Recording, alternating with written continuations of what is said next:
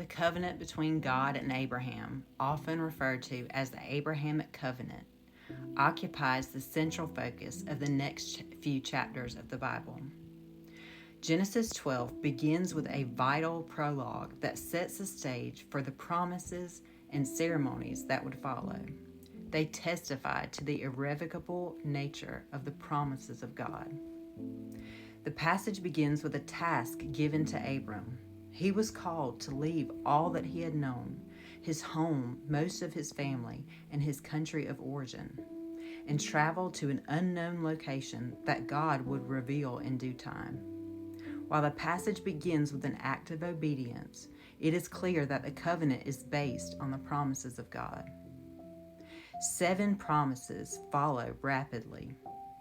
God promised to make Abram into a great nation, a pledge that would find fulfillment in the birth of the Hebrew nation. God promised to bless Abram, his family, and the nation that would emerge with his loving care and continued provision. Abram, later renamed Abraham, would be given a name that would long live after his earthly life concluded.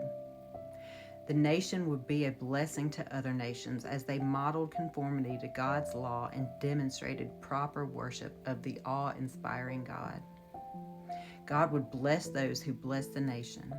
God would stand in judgment against those who oppress the people. All people would be blessed through Abram and the generations that followed him.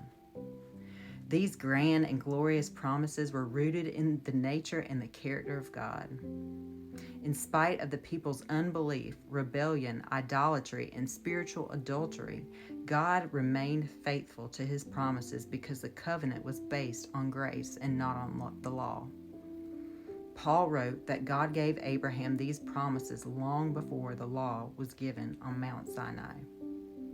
As one born in the line of Abraham, Jesus was the means by which all these promises were fulfilled. All those in Christ, born again by the grace of God, are children of Abraham and recipients of the promises of God that were fulfilled in Jesus.